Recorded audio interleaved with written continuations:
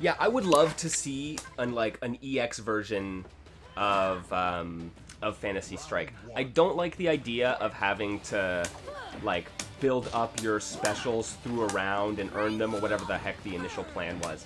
But I do like the idea of the boss rush power-ups as EX moves essentially.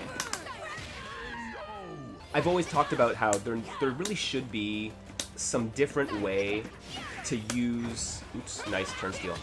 There needs to be a different way to use meter in Fantasy Strike, or at least a different way to modify meter. Right now, it's all based on a time cycle, and then Midori can earn more meter by successfully parrying. And then the only other way is Yomi counters. It's Yomi counters or waiting. But yeah, I would love to see something like introduce those as a different way to use your meter. Right?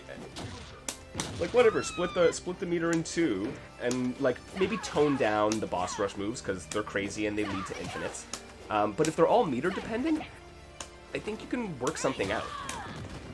Oh, I guess that's true. I did forget about Quince. He has the counter hit air super, and then Lum has items. But I think items is a little bit different because it applies to everyone, right? Anybody can earn those items.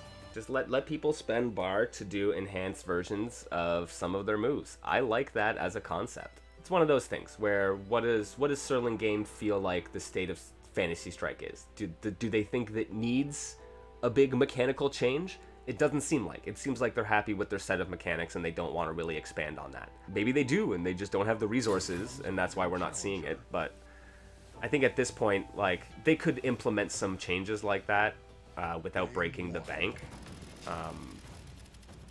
But that doesn't seem to be where the priorities lie. Let's have a fair fight.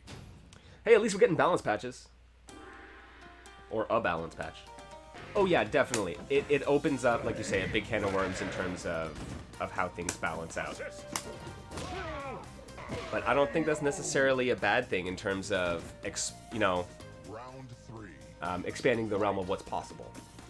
Yeah, I mean, like much like with any change in meter usage, any inclusion of boss rush moves would also bring in its share of balance issues, right? But I think it's worth exploring. Oh no! Oh no! Oh no! Here's the 9 types of burst complexity. Yeah.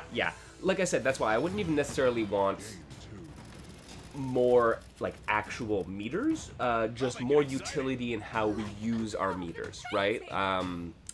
Or even regain it, like incorporating something with, I don't know, like counter hits being able to get additional meter. That's just a way to at least modify things. Hey, Jordan, how you doing? What EX move, even if you only bring in one EX move, right? Like, what EX move are you bringing in, and how does that change your decision-making versus waiting for the full super? Or even using 2 of the EX moves, right? That would have to be considered, right? But I think if you're only bringing in one move, you can do so pretty conservatively and, like, conscientiously. So I'd like to see that. And yeah, more player agency and player thought being put into, do I build myself a meter strategy? Do I go for a damage strategy or a utility? Whatever the case may be, right? Where I think there's, for as many decisions as you have to make in Fantasy Strike, you're not necessarily making those decisions.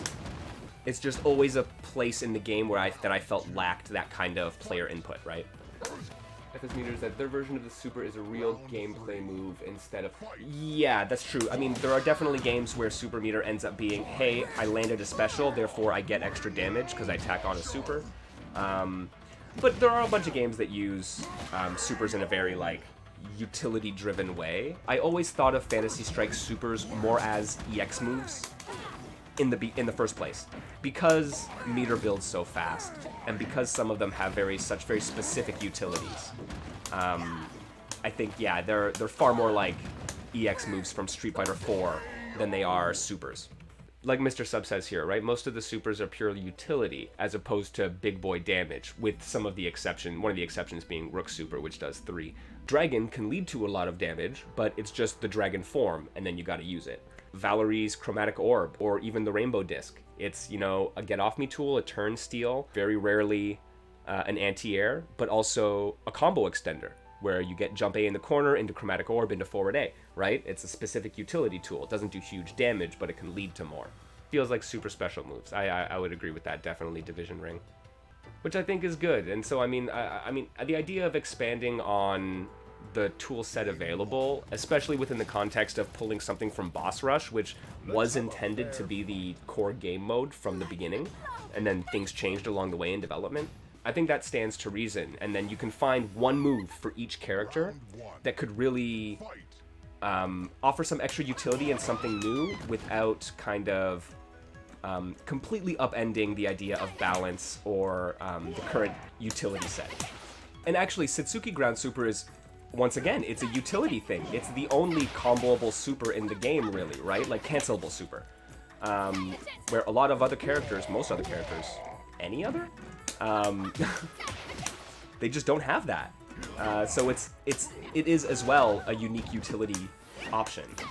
No, when log hits, it needs to give you a Hokuto no Ken style ground bounce that sends them like 8 bajillion miles into the atmosphere, and then gives you like all the time in the world to do what you want. The boss rush move where she like does the sparking starlight tumbler and you just keep going up and up and up and you do an infinite.